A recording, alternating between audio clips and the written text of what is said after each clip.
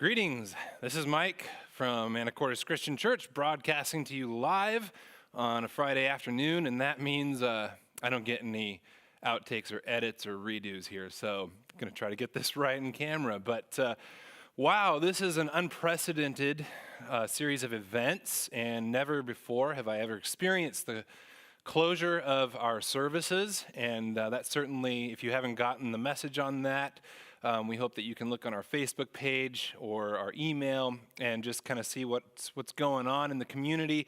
Our goal is safety, and certainly with this pandemic, we want to help flatten the curve. We want to keep treatments at a manageable level, and we don't really know what's going to happen in the near future, but we're trying to get ahead of the thing, and better to be safe than sorry. So that creates some interesting dynamics for us as a church. The question is, what are we going to be? Who are we going to be? What's this look like for the next 4 weeks for us? And little logistical thing, just like you're seeing now, we're going to be tuning in, live streaming our services every Sunday morning, and so we would just encourage you to set that time aside, get with your family.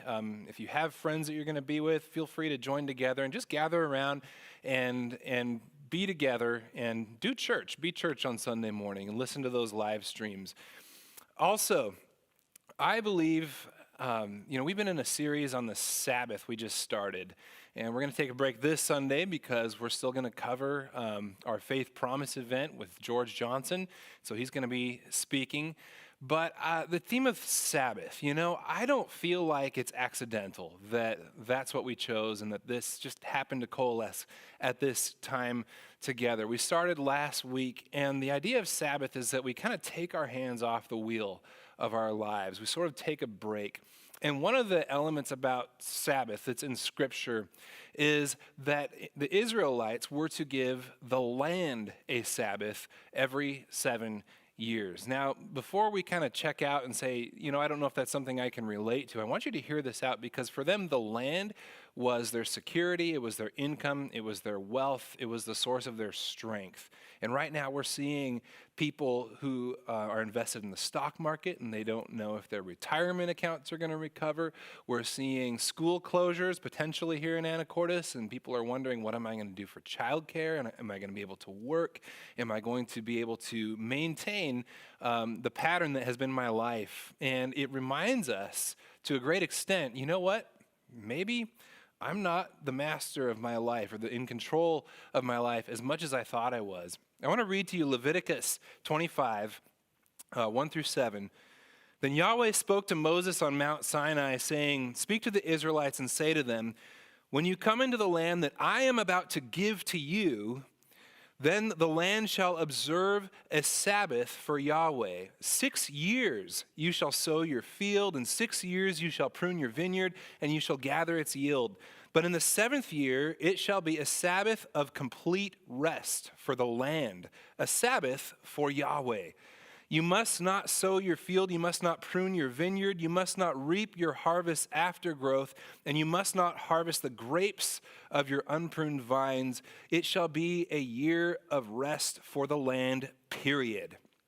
And a Sabbath of the land shall be for food for you and for your slave and for your slave woman and for your hired worker and for your temporary residents who are dwelling as aliens with you.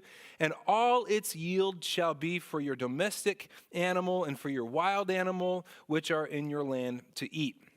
So first of all, we have this idea of the land is your work, it's your livelihood, it's your strength.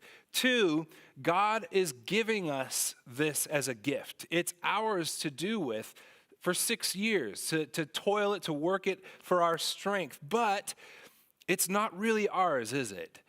He calls them to give it back to God, to give the land a rest, to give our work to Him, recognizing that ultimately He is the master. He is our true strength. And so there's rest for the land. And 4, God will provide. He says the land will give to you. It will provide for you during that time. And I think there's a message in there. And one quote that I've got here, I forget who wrote it, unfortunately, but it says, "It is about much more than merely the command to abstain from work on the 7th day of the week. It appears to be about, among other things, a call to humility and hope. The humility of recognizing that work, which for most meant working the land, was not for the be-all, end-all of life, a frantic, relentless greed.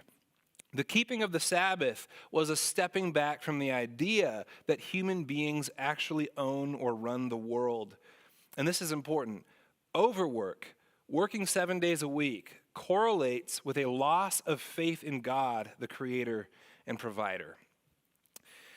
As Leviticus goes on, there's a list of blessings and curses or consequences for those who keep God's commandments. And in chapter 6, it says, I will break the pride of your strength. What's their strength? It's their income. It's their yield from their work. I will break the pride of their strength. Your strength will be consumed in vain, and your land shall not give its produce. And then later, in the same chapter, Leviticus 26, and this is going to sound harsh, but you'll see where I'm going with this. He says, I will scatter you among the nations, and I will draw a sword behind you. Remember, this is after Israel's continued disobedience to God's commands. He says, and your land shall be a desolation, and your cities shall be a ruin.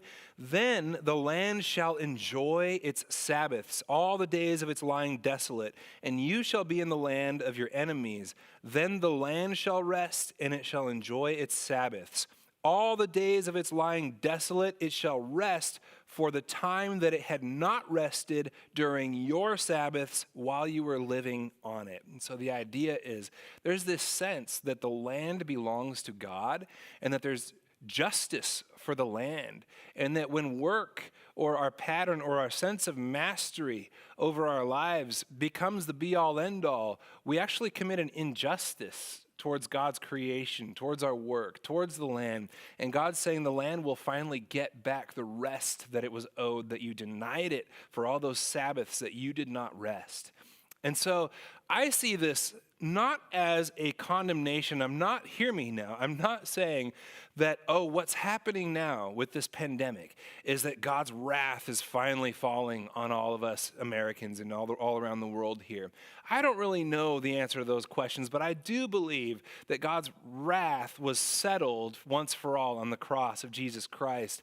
However, when we get interrupted, when we lose our schedules, when we suddenly are forced to isolate and quarantine, when we can't go to work, when we don't know where our income is going to come from or whether that retirement account is going to hold up, all those big questions, we can respond with fear, or we can see this as an opportunity. And I just want to challenge you to see it as an opportunity.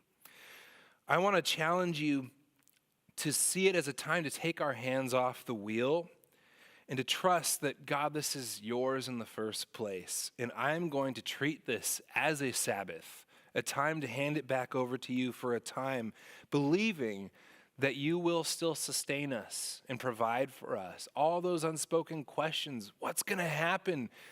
Theoretically, we hear in church that we're to trust God, but we don't usually get serious opportunities to put that into practice like we have perhaps now.